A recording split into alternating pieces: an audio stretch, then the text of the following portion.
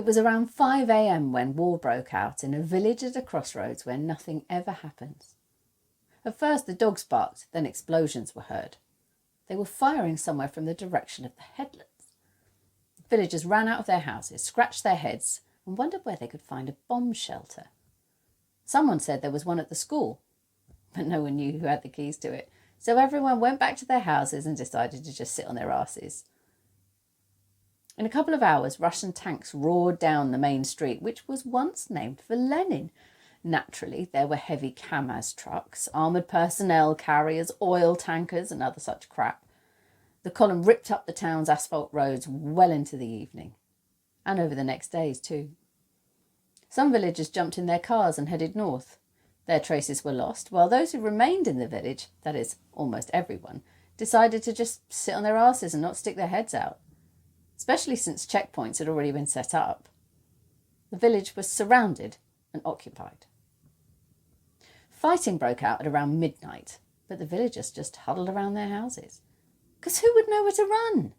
And here, there were neighbours all around. It's more fun in crowds. Then everybody broke up. In the morning, they went to work. Those who had work, anyway. Russian flags were already flying in the town centre. The mayor was missing and half the shops were closed. The villagers rushed to stock up on bread and flour and hid their expensive cars in gardens and barns or even bathhouses. Meanwhile, that night, 2 brave souls pulled down a Russian flag. The first thing to disappear in the village was bread, followed by medicines and then Ukrainian national television. After that, the Russians, in this village they were always informally called goats or butchers, stripped the mobile communication wires off the TV tower and set up tension cables around it. The villagers felt as though they were on an island, cut off from the world. They walked around their village with their mobile phones, turning them here and there, looking for those cherished lines of communication.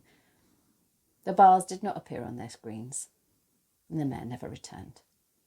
There was milk, however, which farmers began distributing for free, because there was nowhere to leave the village to sell it. The cows were still producing milk, and you can't just throw milk away. Then the Armenians began baking bread. The Turks brought in vegetables, and other farmers brought in meat. The shops were completely empty, but the villagers always knew where to get what. As such, despite the predictions, no humanitarian crisis had yet occurred.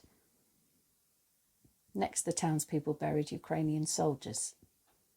3 were found on the edge of the headlands, several more in a molten tank where only the bones were left, so no one ever found out how many really died.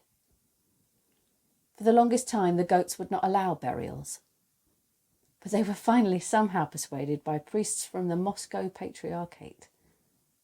Theirs was the only church in the village.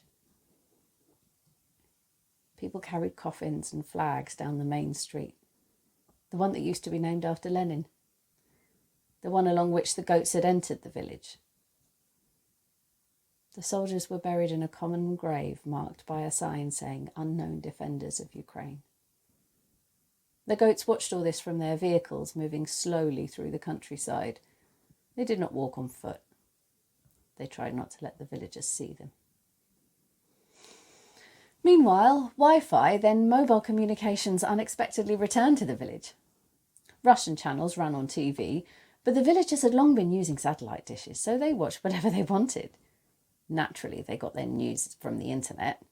And on the internet, people were writing that Ukrainian flags were flying in the surrounding towns and villages, that people were capturing goats in the bushes, stealing their armoured personnel carriers and refusing to eat their humanitarian aid. The villagers scratched their heads and got to thinking. Next day, they took flags and placards and went looking for goats, shouting, "Glory to Ukraine!" What the hell are the goats doing here anyway? It'll be harvest season soon. This is Ukraine after all. There was never any love lost for the goats here. At first the villagers approached the town hall and knocked, but the occupiers were not there. Only the poor mayor appeared, stiff with fear, and he disappeared again. So the villagers headed for that same old former Lenin Street to look for goats.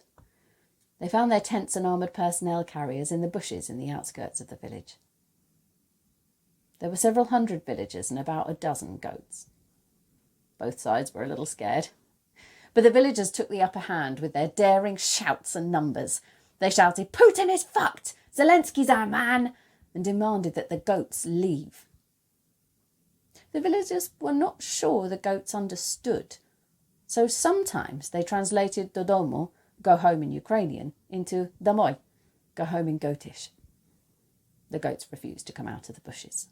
So the activists climbed up on an armoured personnel carrier. They jumped on it, shouted and waved a flag, trying to break it. But nothing would break.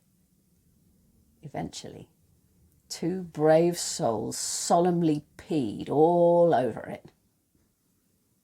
The Russian goats would not move, and the villagers all went home. Because it was already evening and they had to feed their chickens and ducks, to say nothing of having to think about what to do next. Because this was already the 10th day of the occupation, and not a single person in the village was sure that they would live to see morning.